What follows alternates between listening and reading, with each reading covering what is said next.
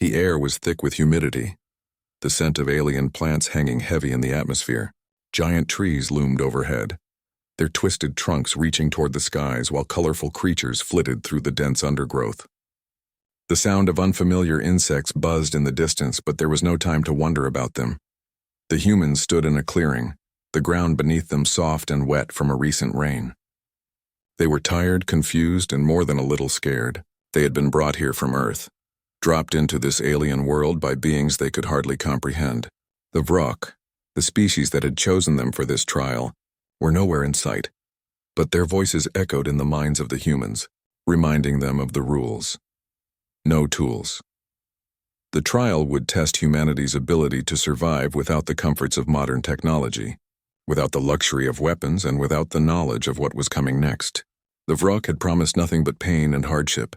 They believed that humanity, being so young and untested, would quickly fail, but the humans were not about to give up. "All right, gather up," said Maya, the leader of the group. She was a former Marine, tough and resourceful, with a calmness that settled the nerves of those around her. "We need to figure out shelter first.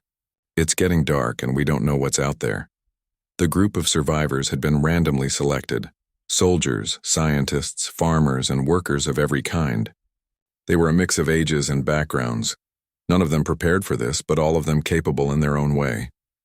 They had learned to survive in their lives, in their jobs, and now it was time to put those skills to the test. Maya moved toward the nearest tree, her eyes scanning the surroundings. The leaves of the trees were broad and thick, forming a canopy that blocked out most of the sun. The ground was uneven, covered in damp moss and tangled roots. There were no signs of danger yet, but the tension in the air was palpable. "We need to make shelter something high off the ground," she said, her voice steady but commanding. "These roots and plants could be dangerous, and staying on the ground might not be safe. We don't know what's out there." Her eyes scanned the group. One man, a burly farmhand named Tom, nodded in agreement. "I can climb," he said, his thick arms already reaching for the nearest tree. "I'll find some sturdy branches and bring them down." "Good. And the rest of us can start gathering vines and leaves," Maya added. "We'll need them to tie things together. No tools means we have to rely on what's here." Everyone began to work. There was no time to waste.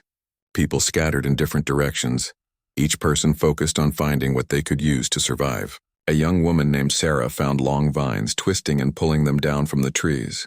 Another, a scientist named Alex, quickly examined the plants nearby, looking for anything that could serve as food or medicine. But the most important task was to find something to defend themselves with. The Vrok had warned them that the trial would involve more than just survival. It would require them to fight. "I've got it," Maya said after a few moments, standing tall with a sharp rock in her hand. "We can sharpen these rocks into spears. It'll be crude, but it'll work." Tom, still in the tree, looked down and grinned. "I've used sharp sticks for hunting before. I think we can make this work."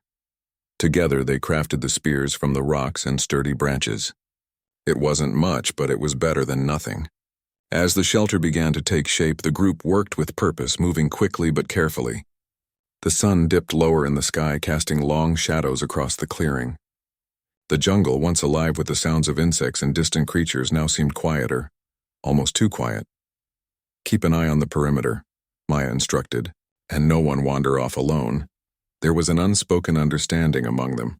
This place was alien. They couldn't trust anything until they had learned more. They couldn't even trust the ground they stood on. Night fell and the jungle grew even more mysterious. The once bright colors of the plants and trees faded into darkness, and strange glowing lights appeared high in the branches. Shadows moved among the underbrush, and the wind carried the sounds of something large moving through the trees. The group huddled in their shelter, each person with their spear close at hand. They could hear the distant calls of unseen creatures, some echoing from the darkness, others closer, too close for comfort. Maya's mind raced as she thought about their next move. They had to keep moving. They couldn't stay in one spot for too long. "We'll rest for now," she said softly, "but in the morning we move." The others nodded, though they weren't sure what would come next. They had no choice but to trust her leadership. In the early hours of the next morning, the sounds of the jungle had changed. The air was thicker, more oppressive. A loud, bone-chilling screech echoed through the trees, causing the group to sit up wide-eyed. The noise came from far off, but it sent a chill down their spines. "We need to move," Maya said, her voice tense. "That sound, I don't like it." "Let's go." They packed up their shelter quickly, taking only what they had made or gathered. The vines, ropes, and sharpened stones were all they had, and now they had to use them to survive. The group moved cautiously through the jungle, keeping close together. Tom led the way, using his knowledge of the terrain to find a path through the thick foliage. They didn't know what was out there, but they could feel it. The sense of something watching them, waiting. The jungle was alive with danger. As they made their way deeper into the heart of the jungle, they stumbled upon their first real test, a wide, fast-moving river. The current was strong and the water looked deep. On the other side, they could see a dark shape moving in the trees. "We can't cross here," said Tom, eyeing the river warily. "But we need to keep going." Maya thought for a moment. "We can build a bridge. We have the rope and we can use the vines to tie it to the trees." With quick thinking, the group worked together.